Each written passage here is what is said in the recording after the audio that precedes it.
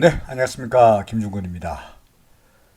사실 오늘 하루 종일 외부 강의를 하고요. 이제 녹초가 돼가지고, 집 들어서 잠시 쉬었다가, 영상 하나를 찍고, 그걸 갖다 편집하고 하느라고 많이 진이 다 빠진 상태이긴 합니다만은, 그래도 아무래도 영상을 기다리시는 분들도 있고 그래서, 뭔가를 이야기하지 않으면 안 될 것 같은 그런 생각이 들었어요.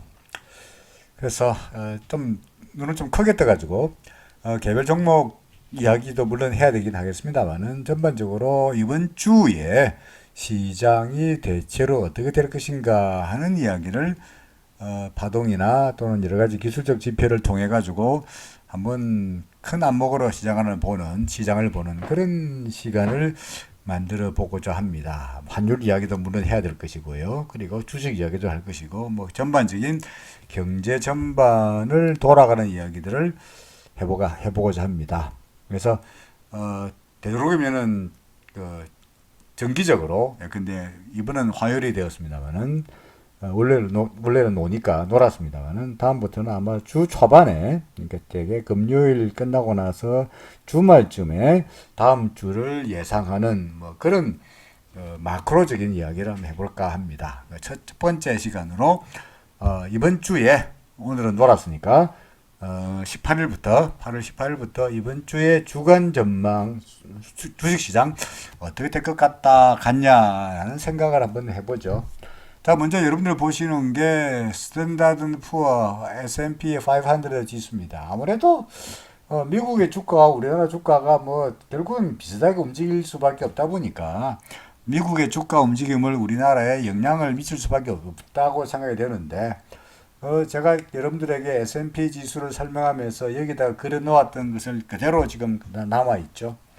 그 생각이 여전히 바뀌지 않았습니다. 제가 요 손 그대로 낙서해 놓은 것을 그냥 뭐 털끝 하나도 건드리지 않았는데, 저는 현재 큰 파동 하나, 큰 파동 두 번째, 로마 숫자 3으로 가고 있고요. 그 중에서 1 지나고 2 지나고 3의 첫 번째, 두 번째, 3의 3의 어딘가를 가고 있다라고 말하고 있죠. 뭐 그래서 그 생각이 뭐 며칠 지났다 그래서 바뀌는 것 같아 보이지 않고요. 계속적으로 3의 3이 이어지고 있는 것 같고요.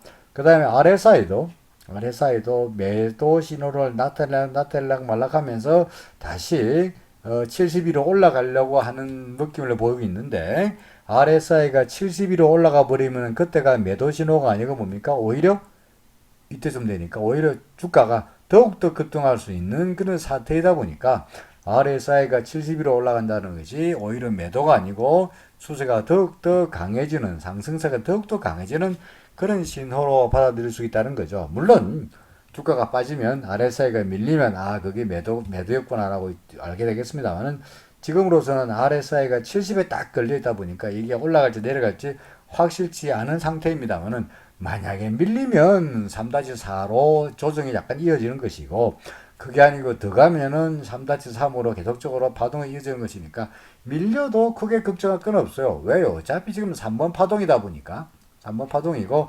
일목균형표 구름 위에 있다 보니까 밀리면 더 반가운 거고요. 밀리고 나서 어차피 올라갈 테니까 더 가면 더 가는 대로, 뭐 현재로 봐서는 올라가든 내려가든 전반적인 추세가 상승세라는 측면에는 전혀 변함이 없습니다. 그래서 다우존스 지수도 마찬가지입니다. 다우존스 지수 같은 경우도 계속적으로 3-3의 파동이 계속적으로 이어지고 있는 것이죠. 아주 비슷한 그런 상태이죠. 그러니까 뭐 다우든 S&P든 또는 나스닥은 지금 여기에 써온 걸 다 지워버린 게 됐습니다만은, 뭐 나스닥이든 간에 어차피 전반적으로 미국의 주식시장은 계속적으로 상승세가 이어지고 있다. 따라서 우리나라 시장도 이런 상승세의 기운을 받아서 계속적으로 올라갈 것이다 라고도 말할 수 있는 거죠. 그죠? 자, 그럼 이제 정치 주변에서 환율이 앞으로 어떻게 될 거냐, 우리나라 달러 대 원화 환율, 외환에 관해서 이야기를 해달라 하시는 분들이 많아가지고 환율 이야기를 하죠. 외환 시장의 움직임이 결국은 우리나라의 주식 시장에도 상당히 큰 영향을 미치죠. 그죠? 그래서 주식 시장을 알아보기 위해서라도 환율의 동향을 알아보는 게 상당히 중요한데, 역시 달러 대 원화 환율의 경우에는 보다시피 일목균형표 아래쪽으로 내려갔습니다. 굳이 파동을 매기지 않더라도 하락세란 것은 분명한 사실이죠. 그죠? 따라서 위로 올라가면 올라갈수록 예컨대 1200원에서 1215원 사이에 두터운 구름이 버티고 있는지라 이 구름을 뚫고 올라가기보다는 계속적으로 아래로 흘러내려갈 공산이 아무래도 많아 보인다라는 이야기입니다. 달러의 원화 환율이 계속적으로 하락한다는 이야기는 원화가 강세를 보인다는 이야기다 보니까 현재 외국인들은 계속적으로 매도로 나오고는 있긴 합니다만은 최근 들어서 외국인들의 매도 물량도 많이 줄어드는 것은 분명한 사실이고요. 더더구나 달러의 원화 환율이 계속적으로 하락세를 보여가지고 원화가 강세 기조를 이어간다면 외국인 입장에서야 굳이 우리나라에서 주식을 팔아가지고 그 강세를 보이는 원화를 약세 통화인 달러로 바꿀 이유가 없을 거라는 이야기죠. 따라서 달러가 원화가 환율이 떨어지고 원화가 강세를 보이는 경우에는 외국인들로 봐서는 우리나라에 투자할 수 있는 메리트가 더 커진다고 보여지므로 환율의 하락 예상은 여전히 우리나라 주식시장에도 긍정적으로 작용할 것이다 라고 보여집니다. 자, 달러 대 원화 환율에 영향을 미치는 여러 가지 요인들이 있는데 그 중에 하나가 해외에서 그죠? 해외에서 달러 인덱스가 어떻게 되느냐 하는 것도 중요한 요인이 됩니다. 달러 인덱스라는 것은 역시 달러의 움직임을 지수화하여서 10개 통합니다. G10 소위 10개국 통화의 움직임을 지수화하여서 만든 게 달러 인덱스가 되는데 이 사실은 우리나라 달러에 대한 원화 환율의 움직임하고요. 그리고 달러 인덱스 움직임하고는 상당히 연관성이 높습니다. 그런데 최근 들어서 달러 인덱스의 움직임을 보다시피 어떤 식으로 가고 있느냐. 줄창 하락세로 가고 있고요. 일목균형표 구름 밑에서 계속적으로 하락세가 나타나고 있죠. 근본적으로 봐서 구름 위입니까? 구름 아래입니까? 구름 아래입니다. 구름 아래로 내려선 이후에 계속적으로 하락세가 이어지고 있죠. 그죠? 따라서 달러 인덱스는 하락세다. 여러 가지 달러 인덱스가 왜 이래 하락세냐? 여러 가지 이유가 있겠습니다만, 예컨대 최근 들어서 미국 의회에서, 그죠? 경기 회복책에 대해서 4차 경기 지원책에 대해서 민주당과 공화당이 의견이 서로 엇갈리면서 이 경기 지원책에 대한 표결이 늦어지고 있죠. 그러면서 의회 상원 의원들은 휴가를 가버리고 있어가지고 당장에 지원책이 타결된 전망은 보이지가 않고 있고요. 거기에다가 FRB는 계속적으로 양적 완화를 유지하면서 제로 금리를 계속적으로 이어갈 가능성이 높다 보니까 또 달러는 계속적으로 나르고 시장에다가 퍼붓고 금리는 계속적으로 제로로 만들다 보니까 달러가 강세를 보일 이유가 없는 거죠. 그러니까 여러분들이라 그러면 온 천지에 달러가 넘치고 그리고 금리는 제로인데 그런 달러를 보유할 만한 메리트가 없잖아요. 그렇죠. 그러니까 누구라도 금리는 제로이고 계속적으로 달러가 넘치는 온 천지에 넘치는 달러를 보유하느니 차라리 그 달러를 가지고 호주 달러로 바꾸든 유로로 바꾸든 다른 통으로 바꾸는 것이 그나마 나을 거다는 겁니다. 궁극적으로 결론적으로 봐서 패드가 계속적으로 경기 지원책을 유지하는 한, 양적 완화 정책을 유지하는 한, 금리를 제로 금리로 유지하는 한 달러 인덱스가 강세를 보일 가능성은 별로 없어 보이고 달러 인덱스가 계속적으로 밀린다 그러면은 달러 인덱스와 연관성이 높은 우리나라 달러의 원화 환율의 경우에도 덩달아 하락할 수밖에 없지 않겠냐라는 이야기죠. 자, 그 다음에 그러면 해외에서 유로 대 달러의 경우는 어떻게 되느냐. 이 유로 대 달러입니다. 유로 대 달러의 경우에는 거꾸로 계속적으로 구름 위로 올라선 이후에 계속적으로 상승세를 보이고 있죠. 그죠? 유로화는 상승세입니다. 유로화가 상승세라는 이야기는 달러는 상대적으로 약세란 말입니다. 그렇죠? 유로가 강세면 달러는 약세입니다. 자, 그럼 유로가 왜 강세냐? 그래도 초장에 코로나가 터졌을 때 스페인이며 이탈리아며 이런 나라들이 상당히 더구나 영국은 수상마저 그죠? 코로나에 걸리기도 하면서 상당히 코로나의 영향을 많이 받았습니다만은 요즘 들어서 보니까 유럽에서의 코로나 대처 능력이 미국보다는 낫더라 이거죠. 그죠? 미국은 트럼프가 대통령의 재선에 정신이 팔려가지고 그죠? 예를 들어서 코로나가 행행하고 있는 와중에도 학교들을 문 열으라 그러고, 그죠? 이거 근로자들은 직장에 복귀하라 그러고, 그러면 이제 돈 줄 테니까 그 직장에 복귀하라 그러고, 뭐 이런 식으로 경기가 좋아진다 그러고, 계속적으로 뭐 백신 만든다 그러고, 계속적으로 코로나에 대해서 어떻게 본다면 코로나를 포기하고 대신에 자신의 재선하고 코로나를 맞바꾸려는 이런 식의 태도를 취하고 있는 게 저는 보여요. 그래서 예컨대 미국에 있다가 우리나라 들어온 사람들이 이구동성 하시는 말씀이 미국은 코로나에 대해서 대처하는 것을 포기한 것이 아닌가 그렇게 보인다 라고 할 정도로 코로나에 대해서 상당히 느슨한 대책을 취하고 있습니다. 그러다 보니까 그래도 유럽은 비교적 코로나에 대해서 대처를 잘 하고 있고요. 그러면서 조금씩 경기 회복의 기대감도 좋아지고 있고요. 얼마 전에는 유로에서 모여가지고 유로가 그 코로나로 인해서 피해를 보고 있는 나라에다가 유로에서 돈을 모아가지고 지원책을 취하기로 합의했고요. 뭐 이런 것들이 유로화에 대해서 신뢰감을 높이는 요인으로 작용하면서 경기 회복에 대한 기대감을 작용하면서 유로화는 오히려 강세를 보이고 있는 요인이 되고 있습니다. 그렇죠. 차트로 보더라도 일목균형표 구름 위에서 계속적으로 날아가고 있는 모습이고요. 그리고 RSI를 보더라도 구름 위로 RSI가 70위로 올라가면서 강세 기조가 한참 이어지다가 살짝 매도 신호가 나타난 듯 하였습니다만 다시 한번 RSI가 위로 70위로 올라갈 뿐이면 다시 계속적으로 상승세가 이어질 걸로 예상이 됩니다. 유로화는 날아가고 있고요.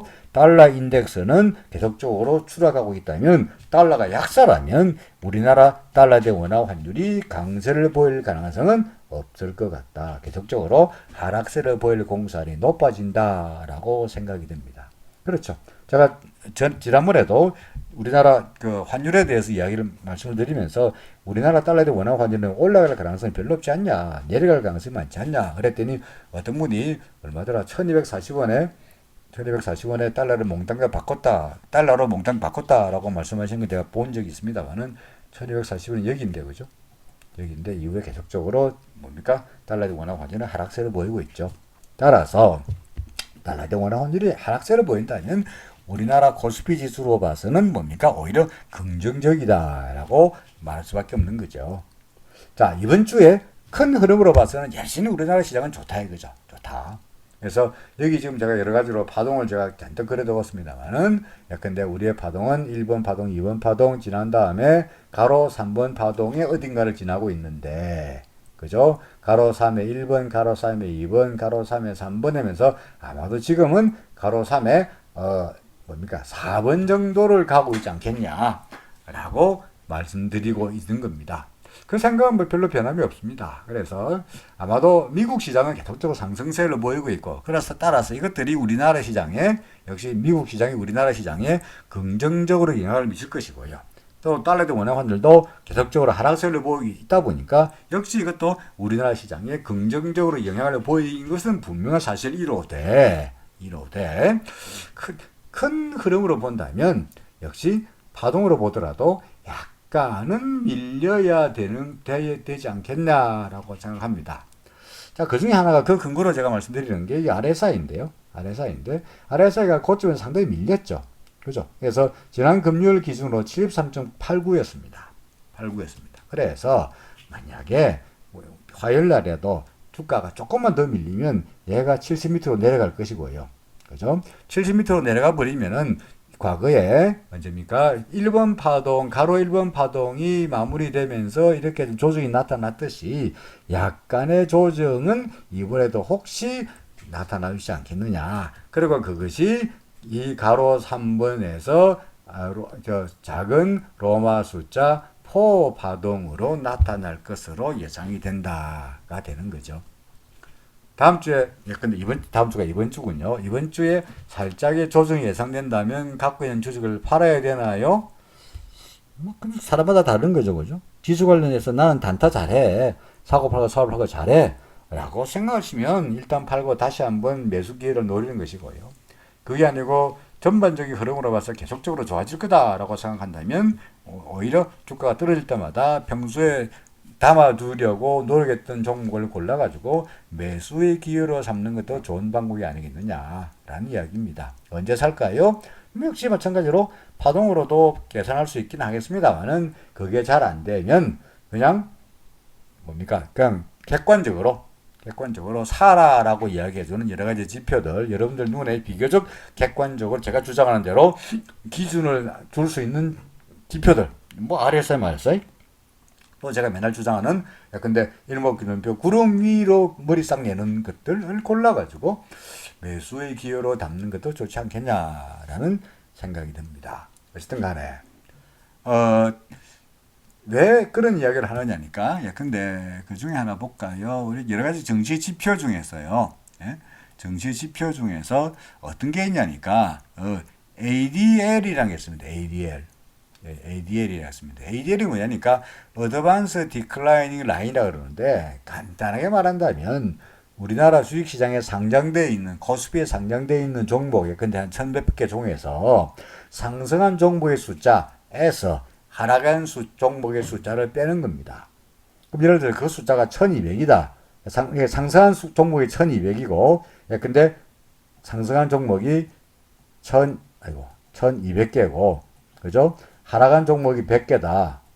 응? 라고 한다면 뭐랍니까? 1200에서 100을 빼면은 ADL은 1100이 되는 거죠. 이렇게인데. 뭐 이런 식으로 구하니까 아주 간단한 지수인데 이 지수를 보는 이유가 뭐냐니까 이 지수를 보면요. 그죠? 이거 안 이어지죠? 이 지수를 보는 이유가 뭐냐니까 이 지수를 보게 되면 우리가 무엇을 알 수 있냐니까 시장 전반의 분위기를 알 수가 있습니다.